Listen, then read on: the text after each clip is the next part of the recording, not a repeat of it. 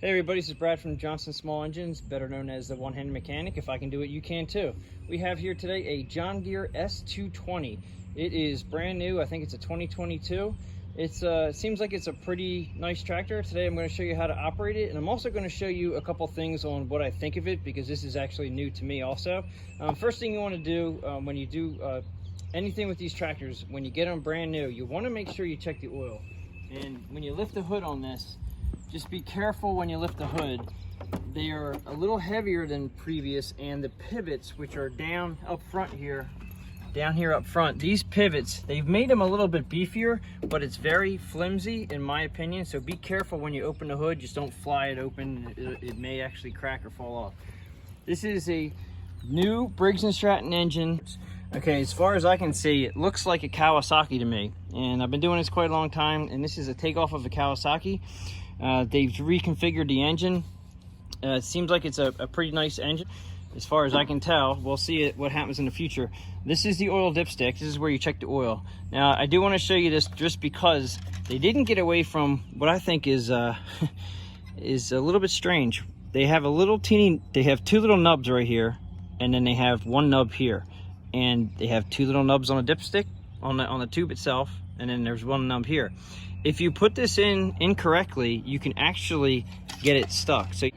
Okay, so there's an image of an oil container here. Just make sure this image of this oil container is on the bottom, so you know it'll actually be incorrectly. But you do have to turn it sideways to pull it out and check your oil, and then just make sure, because if you do it the other way, it's not going to fit and you'll jam it in there. So just make sure you have to make sure you put it in correctly. Okay, so check your oil. I'll show you some of the controls here. Actually, we can also see that they put a bigger footprint on this, which means that you have a bigger range. It's wider. It's actually nice. It keeps your feet away from the mower deck. That's a nice feature. I like that. As far as the gas, we did the oil. We want to do the gas. Gas is back here. It looks like they still have the how they do the gas fuel gauge here. This is very loose. This is the way it's supposed to be. This is where you fill it up. I'm going to show you around the front here. This is the fuel gauge right here. Okay, now this fuel gauge is designed to work with the tank. So when I lift up on the fuel tank, it's actually going to show that it's going empty right there. So push down on the fuel tank, it's showing full right there. Okay, so it's right now, this tank, it's flimsy, but it's spring loaded. That's how they tell how much gas is in there. That is just a feature that they went to a few years back. So a lot of people are thinking, geez, what's wrong with this? There's nothing wrong with it, just the way it is. So don't go jarring it around, it's just the way it is. Unleaded gas, I'm assuming everything's unleaded. Okay, so you have a little holder here for whatever your needs are. Cup holder, which you can try using it. It may or may not work. You have the lift up and down for the mower deck over here to give you a nice big handle here, and basically it's up and down. Just put it where you want to have it as far as your height. I basically just tell everybody, get into your property, start cutting, and figure out where you want it from there. This is actually, they call it the Accel 42 Deep. This is actually a model that I've seen on the bigger John Deeres. They're putting it now on the S series, and it's a nice deck. It is deep. It's a little bit deeper. It does a nice job on cutting. Now on that note, let's go to the other side and I'll show you. There is an attachment that you can put on here. This is just a side discharge for now, okay? But you can put a kit. There's a couple holes right here that's designed for this kit, and I'm going to put it in the description. I'm pretty sure I can find the number for the kit, but it's a kit where you basically just flip a lever and it'll actually close off this port right here, so it goes to a mulching style. This is the deep style. It's a nice deck. It does a nice job cutting. If you get the mulching kit, like I said, I'll try to get the number for the mulching kit. It works real great. It works real well. As far as getting back to the controls, I'm going to sit on a tractor. It does have a nice high back seat, very comfortable. You can also move the seat right here by just pulling up on this lever and just using your body. Just push forward or push back wherever you're comfortable, and then let go, and then it'll lock itself in.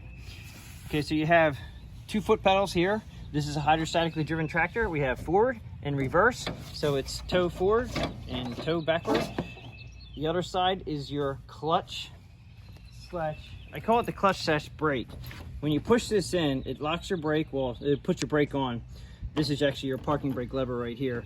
But when you push this down and you lock this in, it puts your parking brake on, but it also disengages to hide your transmission. So you have to remember to take out your pedal, take out your brake, your clutch / brake before you go, or you can't go. All right, so right now, when you go to start it, you want to have the brake in. So you push the pedal all the way down, lift up on the parking brake, and then let go of the pedal. The same when you go to release it, you don't want to just push this down, it's not going to work. You push the pedal in a little bit, push that lever down and let go, and that gets you going. You basically don't really need your brake unless you are getting off the tractor. And I'll show you that you can also get off the tractor and have the tractor still running. A lot of people don't realize that you can get off your tractor if you have to go pick something up. As long as you don't have your power takeoff on, you can get off the tractor while it's running by putting your emergency brake on. While we're at the controls here where the parking brake is, this is a reverse lockout button, which means you have to push this button in before you can actually cut in reverse, but you can cut in reverse by using this button, and I'll show you how to do that. You have a throttle and a choke here. So the left orange one right here is your throttle, and then you have a choke on this side. Now, like I said about the engine, it is a Briggs & Stratton engine, but it's designed like a Kawasaki because I can tell that this is a spring-loaded design, just like Kawasaki uses. I like it, which means you cannot leave it up in choke, which is a good thing. You put it up on choke when you start it, and then as soon as it starts up, take the choke off. Depending on temperature, you may or may not need a little bit more choke or not. It depends. Usually when it fires up, it'll fire up and start to idle. I tend not to use the throttle up too high until it warms up a little bit. It's just like a car. You want to, warm it up a little bit. I know cars are a little different than tractors, but okay. So as far as the rest of the controls go, we have an hour meter. This one has a whopping 1.1 hours. It's fairly new. And this is your blade engagement right here for your engaging your blade. Okay, you want to make sure at all times, well, when you go to start it, make sure it's off. If you run out of gas, I have had people ask me, they call me up and say, Brad, it stopped running while I was cutting, it ran out of gas and I can't get it to start. What happens is they forget they left the blades on, the tractor died, and they forgot to take the blades off, and then it wouldn't start. So just remember that, something simple. You have your ignition switch over here. Okay, so as far as the ignition goes, we have stop, we have your headlight position, we have on, and we have crank. Okay, so when you turn the headlights to on, okay, that'll actually turn your headlights on. Now, you're not going to be using them in this on, you're not running the machine. So you go to, this is just the on before the crank. Okay, so we're going to start it. So what you're going to do to start the machine up is you're going to have to hold the choke up, and I'm just going to leave it at idle. It's about 75 degrees where I'm at, and it's probably going to start right up. Now you have to make sure that you have the emergency brake in. So I'm going to push the emergency brake in. I'm going to lock it in by pulling the parking brake up, let go of my foot, so the brake is on. The PTO is off. I'm going to put it up on choke. We're going to crank it. Now, I just left it on for a moment because it really didn't need much of any choke at all. Now, when you want your lights to come on, you just turn the key back one turn. Now the headlights will be on, and you can just run it that way if you're running at night for any reason. When you go to turn it off, just like that. So it's all good. You will turn the headlights off at that point. All right, so this little guy here is a cruise control. Okay, so it's telling you right here that you cannot cruise control in reverse. That's why the X is here. This is basically saying if you hold your pedal down, your forward pedal, you hold it down to a certain spot, you can actually pull this up. It will lock your pedal in a forward speed. And then all you have to do to disengage it would be either 1, tap on the brake, or 2, tap on your forward pedal. If you tap on the reverse pedal, I'm pretty sure it does not stop it because it doesn't want you going into reverse by accident. So I'm pretty sure you just have to tap the forward pedal once, or you tap your brake and it'll take this off. This is if you have a large, a big yard and you have to, you're gonna be sitting on this thing forever. It's nice to be able to push your foot down on the pedal, get yourself to the speed that you like, and then pull up on that. That locks your pedal down. Now I guess it only does it when you're going. So we'll have to try that. And I'll also show you how to cut in reverse too. So we're gonna go ahead and fire this back up again. Now make sure, I don't know if you're gonna be able to hear me, but you wanna make sure you take the emergency brake off when you're ready to cut the grass, okay? So we're gonna fire it up. Now I'm not gonna run it at full speed, but when you want to engage the mower deck, you wanna run this about half speed, maybe a little bit more, then engage it, and then you wanna just throttle all the way up after you engage it. I don't like to engage the blades at full speed. It's a lot of torque going on the belt. So I'm going to take the emergency brake off. Now, as far as going forward and backward, all it is toe on the forward pedal. Okay, so toe on the forward pedal. And when you let go, it'll come back to neutral. And then reverse. Like so. Now, when you want to cut the grass, I'm going to show you reverse. Okay, so when you're going to cut and reverse, I'm going to try to run the blades. I'm going to put the mower deck down a little bit. I'm going to try to run the blades at slower speed so you can hear me. Okay, so the mower's on. You can cut forward, no problem. But when you go reverse, you hit the reverse pedal, it shuts down. Okay, so you don't want that. Hold the button in, and hit your reverse pedal, and then you can let go of the button. Now when you go forward again, you hit the reverse button, reverse pedal, it'll shut down again. Unfortunately, you gotta hit it again, and as you're going backwards, you can let go, and then you can cut reverse. It's not the favorite feature in the world, but it's a safety feature, and it has to be there. So that's pretty much how you operate the machine itself. I'm going to put the emergency brake on right now. Lock it up in the up position here, so it's on. Now with the power takeoff, which is your PTO, which is your blade engagement, as long as you have that off, you can get off the tractor. As long as the brake is on, PTO is off, you can get off your tractor, and you got to pick up a stick. You don't have to turn it off or whatever. Go ahead and shut it down. I do want to show you, a lot of people get these delivered, and for some reason the drivers may push them off the trailer and not drive them off the trailer, and they get on the tractor and take the brake off, and then they go forward and they're like, why isn't it going? Okay, there is a reason. Sometimes that is a real simple reason. If you have the brake off and your engine's running and it's not going anywhere, I'm going to show you in the back of the tractor. There is a, right here, when you go to push the tractor, you want to make sure that this is in the out position. They have a guy right here pushing the tractor from behind, and this lever is all the way out, this rod right here. Okay, so you don't want to push the tractor with that in. You don't want to push it because you'll hurt your hydro. Now I'm going to take off the emergency brake.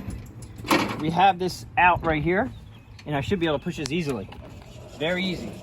Now, if it's in, it's going to be harder, but you can still move it. You just have to be careful. If you need to push your tractor, just make sure you pull that out, because that releases all the pressure on the hydro transmission. So just keep that in mind. If you get on your tractor and you did everything right and you hit that pedal and it won't go anywhere, there's a good chance that this is out, and it's just from somebody that has pushed it somewhere. And you just got to make sure you put it back in, and that should be it for that. All right, I did want to show you something on the hood that I noticed earlier, is that when you open this hood up, one, again, be very, very careful, and two, they had these cables hanging down. This is the throttle cable and choke cable. It was kind of sticking out, and when I was opening up the hood, it was actually hitting right here. It's not the greatest design. They really tucked in. It's a nice motor. It's a big, 22 horsepower motor. I like it, but the cables are routed. There's a little bit, they're hitting, and you could actually break your hood. You may want to zip tie this, or maybe put this behind the fuel line, just because it's very close to clipping it, so you just want to be careful. All right, it does have the regular oil filter, which I like. They went back to that. They had that quick change. I didn't like it at all, so I actually do like the machine. That's pretty much it. As far as the tractor goes, I know they show this washout port here. I honestly do not like anything to do with water on the tractors.